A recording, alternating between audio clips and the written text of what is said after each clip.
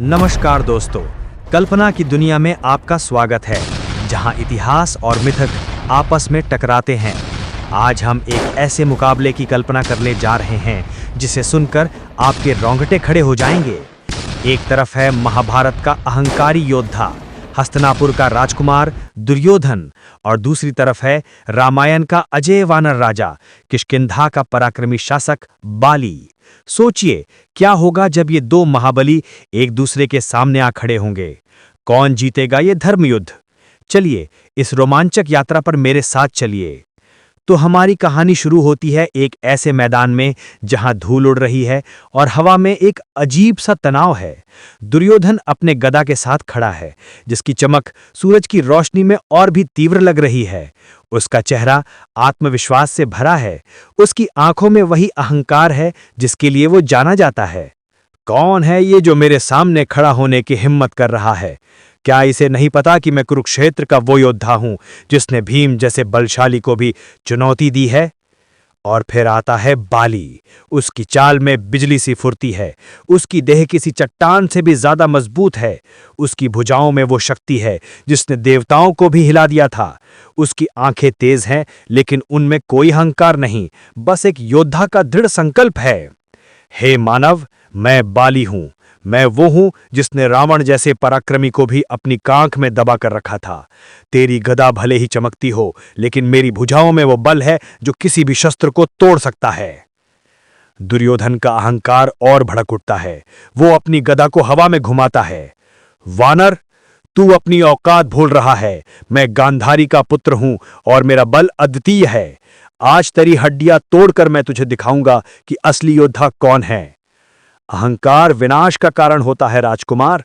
बल के साथ बुद्धि भी जरूरी है, पर तू लड़ने आया है तो मैं तुझे निराश नहीं करूंगा। अपनी शक्ति का प्रदर्शन कर। और शुरू होता है महासंग्राम।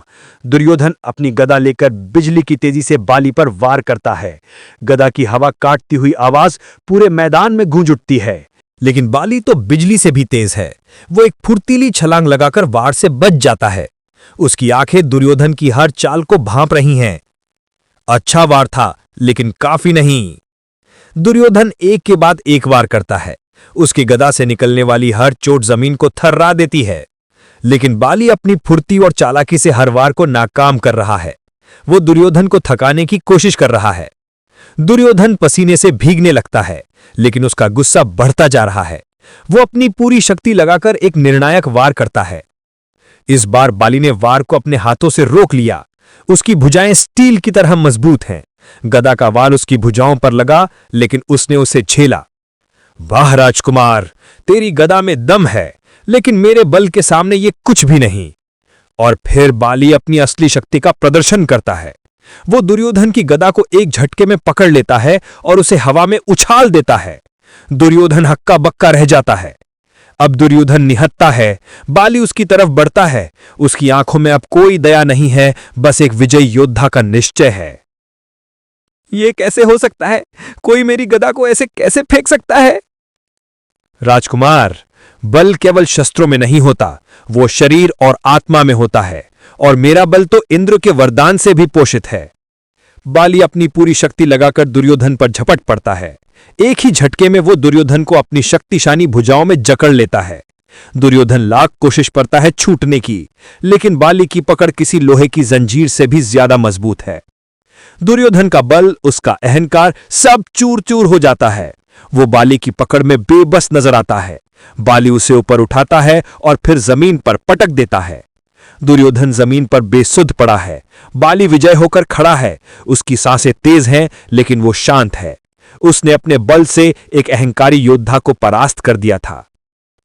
तो दोस्तों, इस काल्पनिक मुकाबले में बाली ने अपनी अद्वितीय शक्ति, फुर्ती और अनुभव से दुर्योधन को हरा दिया। यह मुकाबला सिर्फ बल का नहीं था, यह युद्ध था अहंकार और संयम का, शस्त्र और निहत्थे बल का, और इसमें विजय हुई बाली की।